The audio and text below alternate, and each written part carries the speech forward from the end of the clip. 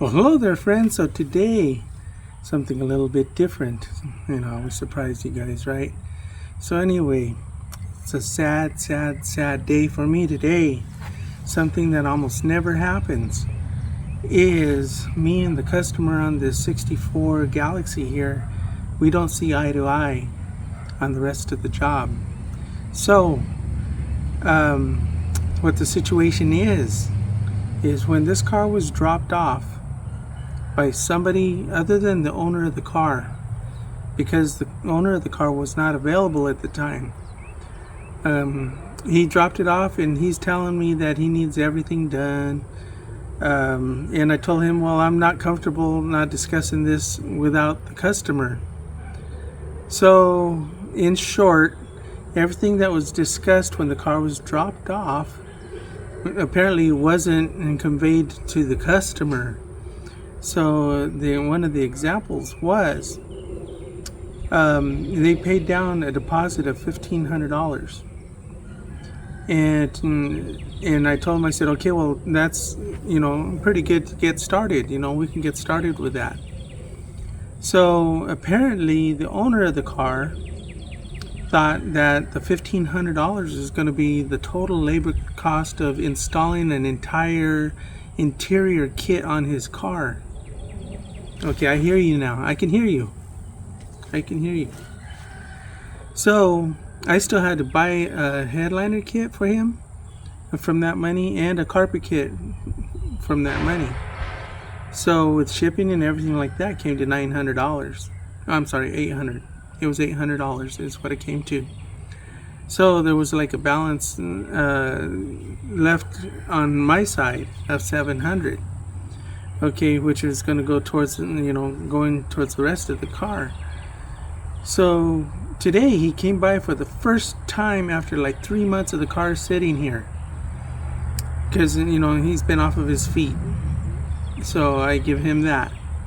So he comes here for the first time, and we finally get to sit down, meet face to face, and have a good discussion. When all the while, guess what?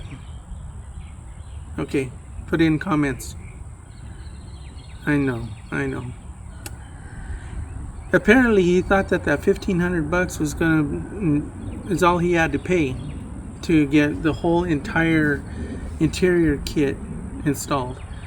Which means, if you know anything about these door panels, as an example, there's a metal piece that goes on top of that door panel, that's part of the door panel, that's not included in the kit, so it has to be installed.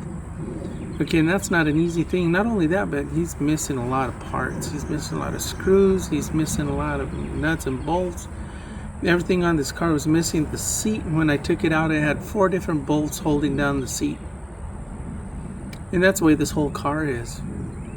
So, man, I should have seen this coming like miles away. And actually, I did. I knew that day when he dropped it off. I just wasn't comfortable. I said, I never do work open-ended. I used to do that a long time ago, but I knew who I was working for. That's what I was doing, these $1 million cars, $1 million cars, $1 million cars.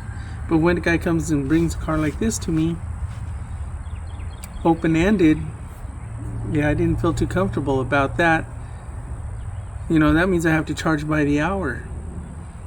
And I almost never, ever, ever charge by the hour. I always charge by the job. And when a customer first comes and drops off a vehicle, the first thing I do before they leave is we always agree on a price. So that way everything's agreed on before I ever get a start. So anyway, that didn't happen. None of that happened. So here we are. He, like I said, we couldn't see eye to eye on the rest of the job.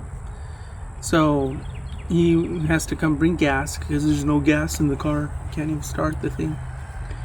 So they're gonna come and get it tomorrow. So I was never comfortable with this job the way it was presented. I was never comfortable with this job with the customer when talking to him on the phone. Because he's like, yeah, I don't care what it costs. let's just get it done. Just get it done for me. Basically saying he doesn't care what it costs to get it done. So I figured, okay, well, the first guy that dropped it off must have told him that I was charging $150 an hour. But apparently that message didn't get to the owner either, because today he's thinking that for $1,500 he was going to get this entire interior installed. So here we go. You know how long I've been doing this, right? So I got caught again. You would think that, as long as I've been doing this, that I would know. And I did know. That's the whole thing. Because I did know. I never met with the customer face to face. And we never agreed on a price before I started on it. I hope this can all be a lesson learned for all of those of you that are just starting out, that have never experienced this, and I hope you never do. And if you see a situation like this developing when you're trying to put a deal together, man, just run away, huh? I know sometimes it might be hard because you see money there, right? And you don't want to turn down a job. But you know what? Turning down a job, really, it saves a lot of pain. So here we go. I hope that you guys can understand my side. I hope you can understand his side. And I just think that this is a terrible, unfortunate situation. Something that never should have happened. But yet it did. Here we are. But we do have a beautiful spring day. It's beautiful outside. The flowers are out, the sun's out, the birds are out. So I'm just going to go ahead and pop the seats back in. Okay, one last look at that, one last look at that. And all the parts are still in the trunk. Oh, one thing he didn't really like, when I told him that these chrome trim pieces here, that they take a nut on the back side before the headliner goes in. And I told him, well, the guy that dropped it off, the body guy, he's probably the guy that should probably have done that. And it's the same body guy that told me to install all the rubber door trim. Okay, that's a body guy telling me to do that. Only, I guess probably because he didn't want to. But you know what? I told him, I said, I don't do that. I'm an upholstery guy. I'm not the body guy.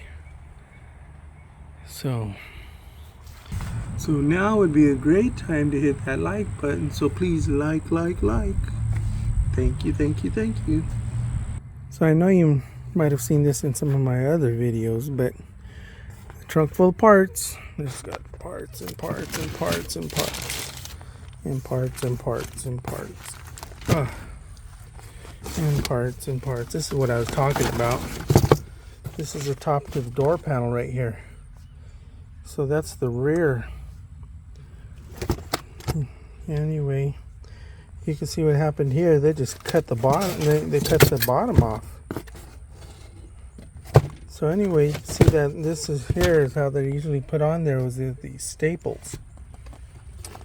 So the panel board has to be attached to the new panel board and wrapped. And the other thing he didn't have, and he had no idea what I was talking about, was the cat whiskers right here for the top of the door panels.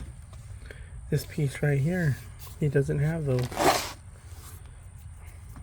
I guess he'll probably end up reusing what he's got here, I guess.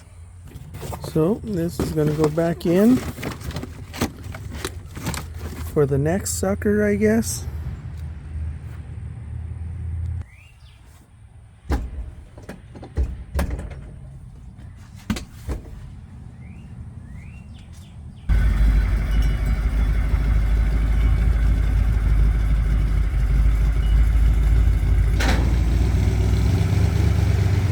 Well, until next time, we'll see ya.